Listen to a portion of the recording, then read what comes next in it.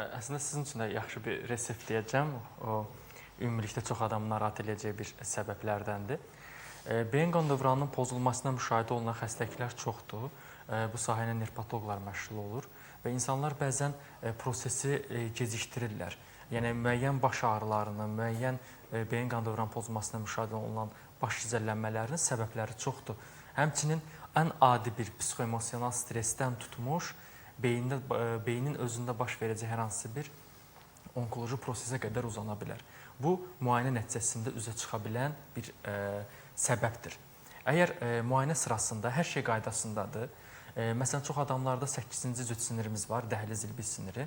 Onun özünün həssaslığı fonunda çox insanlar var, qulağında səs-küy olar, başı gicəllənər, biraz hərəkət edəndən sonra ürəyi bulana bilər. Bu, belə bir problemlər çox adamlarda var. Və yaş faktoru nəzərə alsaq, çox da yaşlılarda ola bilir. Biz daha çox yaddaşın zəifləməsi, erkən dövrdə zehni qabiliyyətinin aşağı düşməsi, tez-tez yorulma, zehni asteniya, yəni heç gücü olmur, yəni nəyisə oxusun. Hətta bu az yaşlı uşaqlarda da özünü dərk eləyə bilir. Vaxt boşundan keçər, enerji daha az olar, amma yəni bu beyninə lazım olacaq informasiyaları istədiyi qədər ötürə bilmirlər. Bu uşaqlarda da var, məktəbli uşaqlarda da, yeniyetmələrdə də, abituriyentlərdə də, tələbələrdə də və yaşlı kateqoriyalarda da. Yaxın hafizənin itməsi isə yaşlı kateqoriyalarda daha çoxdur. Bu həmçinin Alzheimer demensiyasına qədər uzana bilər. Bu zaman biz nə tədbirləri görə bilərik? İlk növbədə qeyd etdiyim kimi beyin müayinə olmalıdır. Beyində heç bir şey yoxdur, hər şey qaydasındadır. Sinir psixi pozuntular varsa, bunları aradan götürmək lazımdır. Biz veriliş boyu bir neçə reseptlər səsləndirəcəyik. Bu reseptlərin əsas məqsədi nədən ibarətdir? Beyin qan dövranını yaxşılaşdırsın, diqqət və yayğınlığı normallaşdırsın, sonra yaddaşı gücləndirsin, qanı durlaşdırıcı təsir göstərsin və bunların fonunda nəticə onsuz da özündə hiss olunacaq. Məsələn, çox yaxşı bir resept deyəcəm. Ginkgo biloba yarpağı. Ginkgo biloba yarpağı beyni oxşayan bir yarpaqdır. Bundan illər boyu, hətta yüzilliklər boyu kapsullar belə alırlar. Həmin o ginkgo biloba beyin qan dövranını yaxşılaşdırır. Elə çox adamlar var ki, onu uzun müddət istifadə edəndə səs-küyün də uzaqlaşmasının şahidi olub. Biz bunu dəmləmə qaydası kimi qeyd edəcəyik. Ginkgo biloba yarpağı, ağ öküzü otu və yapon saforasının meyvələri və ya qönçələri. Bu üç bitkinin hərəsindən 15 qram götürmək şərti ilə 400 ml qaynar suda dəmlənilir. 200 ml səhər, 200 ml axşam yeməkdən sonra istifadə olunur. Bu doza verilir 60-80 kiloqramlıq bir insanlara. 80 kiloqramdan yuxarı insanlar üçün isə 22 qram olmaq şərtindən hərəsindən eyni miqdar götürüb eyni qaydada dəmlənilir. Yeməkdən sonra istifadə olunmasını məsləhət görürük. Çünki öküz otundan və ginkgo bilobanın özündən həm kapsullar alırlar, həm də ondan çıxarış tinkturalar da hazırlamaq olar. Ən sadə üsulunu isə mən sizə qeyd elədim.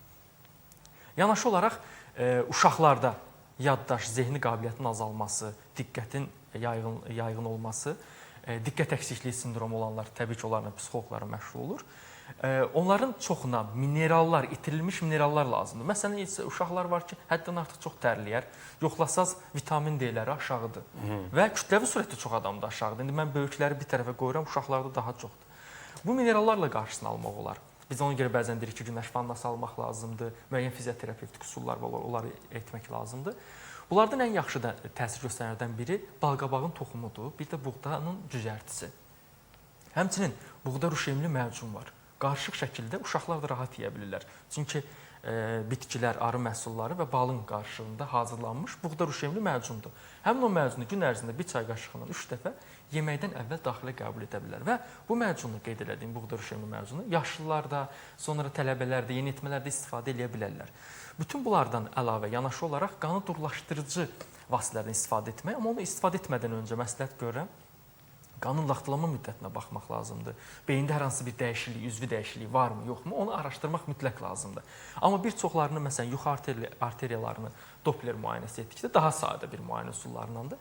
Yəni, adicə divar qalınlığının artması ola bilər, aterosklerotik plak ola bilər, yəni xolesterol əlavələri qeyd edək. Çünki damar ancaq ürək damarını tutmur ki, həmin xolesterol əlavələri. Bu zaman antixolesterolik müalicənin aparılması daha məqsədə uyğun sayılır. Bu müalicədə biz İstifadə etdiyimiz durulaşdırıcılardan biri də eskuzan maddəsinə aid olan atşabaldın meyvəsindən istifadə edə bilirik. Sarımsaq limon qarışığından onsuz da istifadə edə bilərik. Və bu dövrlərdə omeqadan ibarət olacaq yağ turşular, doymamış yağ turşularından ibarət olacaq çörəotu toxumunun yağından. Bu qeyd etdiyim reseptləri istifadə edərək, reseptlərin istifadə müddəti 45 gündür. Onu da qeyd edim ki, Ginkgo biloba, Saphora aoikisotu bitkisini istifadə edən zaman ilk dəfə başda gicəllənmə falan ola bilər.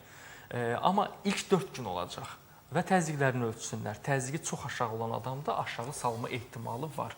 Amma buğda rüşevli məzunu isə hər kəs rahat şəkildə istifadə edə bilər. Həmçinin beyin qan dövrana lazım olacaq qeyd etdiyim bu bitkilər haqqında biz dekorativ bitkilər xalq təbiəti kitabında çox geniş qeyd eləmişik və orada da vərəqləsələr bir neçə daha əlavə reseptlərə rast gələ bilərlər. Bu optimal bir resept olduğuna görə ikisini bərabər şəkildə istifadə etsinlər. Gün ərzində məsələn beyin məşqləri var. Həmişə getdiyi yolu dəyişsin, başqa cür yolla getsin. Hər gün gəzintiyə daha çox vaxt ayırsınlar. Smartfon və televiziya informasiya vasitələrindən tez-tez xəbərləri çox oxumağa ehtiyac yoxdur. Yadda qalacaq kitabları oxumaq lazımdır və yaxud da yeni bir lazımsız informasiyaları beyni yormaq lazım deyil. Lazımsız informasiyalar həqiqətən də beyni yuyurlar. Xüsusən də son zamanlar Yapon alimləri müəyyənləşdirdilər ki, smartfon və internet demək olar ki, uşaqlara daha çox təsir göstərir, bir də yaşlı insanlara. Demək olar ki, yuyulma prosesi, əməlli başlı yuyulma prosesi gedir və sanki beynindən hər şey sililir. Burada həm baxış bucağı dəyişir, boyunun daha önə doğru gəlməsi, boyun fəqərlərini belə deyək ki, daha çox mənfi vəziyyətə sala bilir və çünki dərəcə dəyişdiyinə görə görmə bucağına təsir göstərə bilir. Bunlar hamısı bizim beynimizlə əlaqədar olacaq bir məhfumdur. Yəni hamısı biri vəhdət təşkil edir. Birinin bir sıxıntısı olarsa və təbii ki, sinir impulslarının, qan dövranının yaxşı olmaması nəticəsində belə bu get-gedə geriyə doğru gedə bilər onsuz da. Çünki bizim beynimizə lazım olacaq qanı aparmaq üçün damarlarımız, yəni bir yerlərdən gedəcək damarlarımız var ki, onun sıxıntısı yaranmasın. Bu erkən uşaq vaxtından başladıqda təbii ki, görmə funksiyasına təsir göstərəcək, beyin diqqət yayğınlığını da verə biləcək, boyunda ağrılar da verə biləcək və bir fikir versəz ki, 45 dəqiqə, 1 saat vaxt deyirik maksimum istifadə etmək olar planşet və telefonu. Həddi onsuz da aşır 2 saatlar, 3 saatlarla. Ondan sonra fikir versəz, insanların sanki rəngi belə dəyişə bilir. Şübhəsiz. Bunu bir neçə insanlar öz uşaqlarında, öz valideynlərində və yaxud da kim daha çox istifadə edə bilirsə görə bilərlər. Fasilə etməyimiz mütləqdir. Mütləq.